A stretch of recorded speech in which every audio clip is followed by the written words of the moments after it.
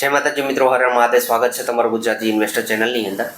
થંબનેલમાં વાંચ્યું હશે તમે કે એક વર્ષમાં શેરે આપેલું 33 ગણાનું રિટર્ન. તમારા પોર્ટફોલિયોની અંદર કોઈ કંપની જો ખાલી 10 ગણું રિટર્ન આપી દે તો ઉપર એક જબરજસ્ત રિટર્ન ગણી શકાય.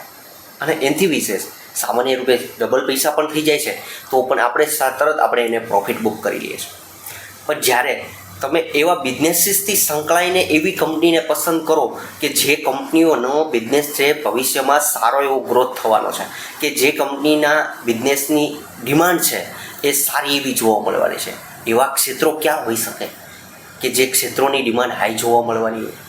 એઆઈ ક્ષેત્ર છે, ડેટા સેન્ટર છે, સાયબર સિક્યુરિટી છે, કે જે કંપનીઓ આ ક્ષેત્રની અંદર કામ કરી રહી છે એ કંપનીઓના બિઝનેસ છે એ સારા એવા જમ્પ થતા જોવા મળી શકે.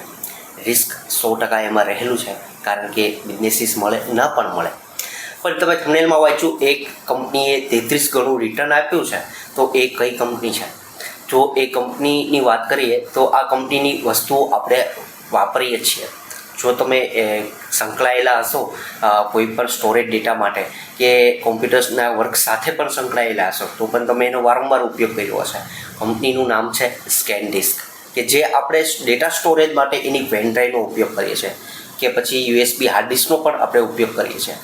આ કંપની કે જેનું રિટર્ન એક વર્ષની અંદર 33 ગણું થયું છે, કે જે કંપની આપણા ભારતીય બજારમાં નથી. તમે ખાસ એ વસ્તુ ધ્યાનમાં રાખજો કે આપણા ભારતીય માર્કેટની અંદર આ કંપની નથી. વાત કરી રહ્યો છે એ કંપની અમેરિકાના નેસ્ડેકના ઇન્ડેક્સમાં તમને જોવા મળશે, કે આ કંપની નેસ્ડેક સ્કેનડિસ્ક કરી તમે ગૂગલમાં સર્ચ કરશો તો તમને જોવા મળશે કે જે કંપનીના શેરનો ભાવ એક વર્ષ પહેલાં $40 આસપાસ જોવા મળતો, ત્યાંથી $1400 સુધી ગયેલો છે, કે જે 33 ગણું જેટલું રિટર્ન જોવા મળ્યું છે. શા માટે? કે જે આ કંપની સંકળાયેલી છે, તમને કંપનીના નામ ઉપરથી ખ્યાલ આવી જશે કે જે કંપની છે એ ડેટા સ્ટોરેજ માટે સંકળાયેલી છે, કે આ ક્ષેત્રની અંદર ત્યાં એઆઈ ક્ષેત્રની અંદર સારી એવી ડિમાન્ડ જોવા મળી છે, ડેટા સેન્ટરના ક્ષેત્રમાં સારી ડિમાન્ડ જોવા મળી છે. નેસ્ડેક ઇન્ડેક્સની અંદર તમે જોતા હશો, તમે સર્ચ કરતા હશો તો સારું એવું રિટર્ન એમાં પણ જોવા મળી રહ્યું છે.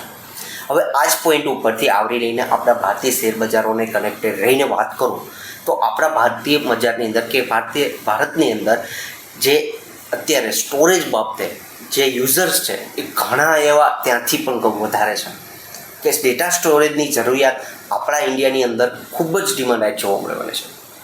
બીજી વસ્તુ, જે કંપની ઉપર મારે વાત કરવી છે, એ કંપનીનો બિઝનેસ છે એ અમેરિકાની સાથે સારો એવો સંકળાયેલો છે, કે આ કંપનીને ઓલરેડી એના શેરની અંદર પણ રિએક્શન જોવા મળી રહ્યું છે. બીજી વાત, ત્યાર પછીની એ વાત કરું તો આ કંપનીને વારંવાર આપણા ચેનલની અંદર પણ વાત કરેલી છે. જે કંપની ઉપર વાત કરવી છે કે આ કંપનીમાં પણ તમને આવું રિટર્ન મળી રહેશે, એ કંપનીનું નામ છે બ્લેક બોક્સ. જે બ્લેક બોક્સ કંપની વિશે આપણે અગાઉ પણ ચર્ચા કરેલી છે. હા, એના કંપનીના થોડા એવા બિઝનેસને ઉપર જોશો તમે તો આ વસ્તુ ખૂબ જ અગત્યની છે. જો તમે કોઈ પણ કંપનીને પસંદ કરો મિત્રો તો એની પહેલાં આ કંપનીનો બિઝનેસ કયા ક્ષેત્ર સાથે સંકળાયેલો છે એ વસ્તુ ખાસ ચેક કરવી જોઈએ.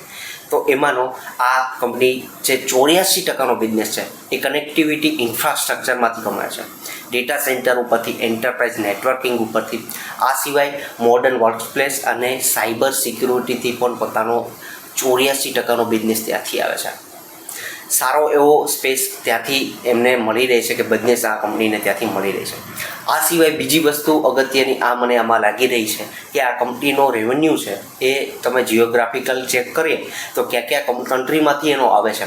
એમાંથી મોટાભાગનો બિઝનેસ છે એનો નોર્થ અમેરિકામાંથી 67% બિઝનેસ છે ત્યાંથી આવી રહ્યો છે. જો તમે સ્કેનડિસ્ક જેવી કંપનીને જો એટલી મોટી રેલી મળી રાખતી હોય, એટલો મોટો બિઝનેસ એને મળતો હોય તો આ કંપનીને પણ એક સારો એવો ફાયદો એમને મળી શકે. આ વસ્તુ એક લોજિક અહીંયા લાગી રહ્યું છે. આ સિવાય ઇન્ડિયાની અંદર 7%નો ધંધો છે, યુરોપની અંદર 10%, MEની અંદર 3%, લેટિન અમેરિકામાંથી 3%નો બિઝનેસ મળી રહ્યો છે. ઘણા એવા સારા પોઈન્ટ આ કંપનીના પણ બીજા છે કે જેના ઉપર ધ્યાન દોરીએ આપણે તો કસ્ટમર બેઝ આ કંપનીનો છે, એમાં ફોર્ચ્યુન 500 કંપનીમાંની 120 કરતાં પણ વધારે કંપની આ કંપનીના કસ્ટમર બેઝ છે. 35 કન્ટ્રી સાથે સંકળાઈને આ કંપની કામ કરી રહી છે. બીજું કે ખાસ એ અગત્યનું, ડિજિટલ ક્ષેત્ર સાથે સંકળાયેલો એક નવો બિઝનેસ, એક નવું ટેકનોલોજી સાથે આ કંપની કામ કરી રહી છે. જો તમે ઘીસા પીટા જે જૂના બિઝનેસીસને જે સર્વિસ બેઝ કામ કરતી આઈટી કંપનીઓને પકડતા હોય એના કરતાં આ કંપનીઓ સારું એવું યોગદાન આપી શકે એમ છે. એનાથી બીજું એક આ કસ્ટમર બેઝ ઉપર વાત કરી તો એના કસ્ટમરોના નામ ક્યાં ક્યાં છે કે કઈ કંપનીઓ એવી છે કે એની સાથે આ સંકળાયેલી છે. તો એમાં bank of America, Intel, meta જે કે ફેસબુક ઉપર આપણે કામ કરીએ છીએ મેટા કે ફેસબુક, પછી ઇન્ટેલ છે, Dell, IBM, Disney, Bloomberg, Airtel, TCS, HCL tech અને HP. આ સિવાય ઘણી મોટી કંપનીઓ છે કે જેના મેં નામ નથી લીધા. આ બધી જ કંપનીઓ આના કસ્ટમર છે. ઓલરેડી એને 120 કરતાં પણ વધારે કંપનીઓનું આપણને અગાઉ પણ આપણે જે વાત કરી એમ સાથે આ કંપની કામ કરી રહી છે. હવે આ કંપનીની તમે બિઝનેસીસને સમજ્યા પછી એક વસ્તુ ધ્યાને એ પણ દોરવી જોઈએ કે આ કંપનીનું માર્કેટ કેપ કેટલું છે, કંપની કેટલી કદની છે, કેટલી નાની છે કે મોટી છે.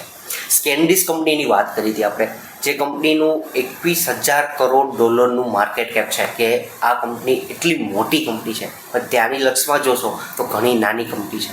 એવી જ રીતે બ્લેક બોક્સની અંદર જોઈએ મિત્રો તો એનું માર્કેટ કેપ છે 15,600 કરોડનું. સ્મોલ કેપ કંપની છે, પ્યોર સ્મોલ કેપ કંપની, નાની કંપની આપણે કહી શકીએ. ત્યાર પછી બીજી વસ્તુ એક અહીંયા પણ ધ્યાને દોરવાની છે કે એનો પી છે વેલ્યુએશનની અંદર ઘણો મોંઘો છે, કારણ કે કમ્પેરિઝન તમે બીજી કંપનીની ડેટા સેન્ટરની સાથે કરશો તો આ કંપનીના એના વેલ્યુએશનની અંદર બીજા કરતાં ઘણી મોંઘી છે. ત્યાર પછી એના ભાવ ઉપરની વાત કરીએ. અગાઉ પણ આ જ કંપનીના શેર જ્યારે 500ની નીચેના ભાવે હતો ત્યારે વારંવાર આ કંપની વિશે આપણે ચર્ચા કરેલી હતી. 500 ઉપર ગયા પછી માર્કેટની અંદર તેજી આવ્યા પછી પણ આ કંપની વિશે વાત કરેલી છે. હાલમાં આ કંપની ઓલ ટાઈમ હાઈ અને 52 વીકના હાઈ ઉપર ચાલી રહ્યો છે. આ શબ્દ એટલા માટે હું બોલું છું મિત્રો કે આ વસ્તુ ધ્યાને દોરજો. ઓલ ટાઈમ હાઈ ઉપર છે, 52 વીકના હાઈ ઉપર છે. સ્મોલ ક્વોન્ટિટી ઉપર આપણે ધ્યાન દોરી શકાય કે જે અમારા વોચ લિસ્ટની અંદર રાખી શકાય કે આ વસ્તુ એક સારી એવું કામ કરી શકે એમ છે. જો એમાંનું સ્ટર્લિંગ ટેક પણ કંપની ડેટા સેન્ટર સાથે જ સંકળાયેલી હતી કે વાયર કેબલ અને ડેટા સેન્ટર સાથે કે આ કંપનીની અંદર સારામાં સારું જબરદસ્ત 3 થી 4 ગણું રિટર્ન મળેલું છે. તો આ એક કંપની બ્લેક બોક્સ પણ જો આને અમેરિકાથી સારો એવો બિઝનેસ મળી જાય છે અને સારું એવું કામ કરી દેખાડે છે તો આવનારા ક્વાર્ટરના રિઝલ્ટ જોજો મિત્રો કે એની અંદરથી ખ્યાલ આવશે. હવે વાત કરીએ કે પ્રમોટરો FII-DIના હોલ્ડિંગ વિશે. તો આ પ્રમોટરોના હોલ્ડિંગના 1 વર્ષના ઉપર ચાર્ટ ઉપર જોઈએ તો પ્રમોટરોનું હોલ્ડિંગ 70.53નું માર્ચ 2025ના અંદર જોવા મળતું હતું. થોડું એવું ત્યાંથી એમને પ્રમોટરોને માલ વેચેલો છે જે 69.99નું જોવા મળ્યું છે. FIIની વાત કરીએ જે ફોરેનરનું રોકાણ હોય છે એની અંદર તો 4.70નું હોલ્ડિંગ હતું જે 1 વર્ષ પછી 3.26નું જોવા મળી રહ્યું છે. થોડો માલ ત્યાંથી વેચાયેલો છે પણ એની સામે આપણા ભારતીય ઇન્વેસ્ટરો જે છે મ્યુચ્યુઅલ ફંડનું ઇન્વેસ્ટરો કે એમનું રોકાણ 0.03નું 2025 માર્ચ 25માં હતું. મિત્રો ત્યાં ખાસ ધ્યાન દોજો ત્યાંથી વધીને 2.99 સુધી ગયેલું છે. જેટલો માલ વેચાયેલો છે એ બધો જ ખરીદેલો માલ હોય તો એ DII ખરીદેલો છે કે જે ભારતીય રોકાણકારોએ.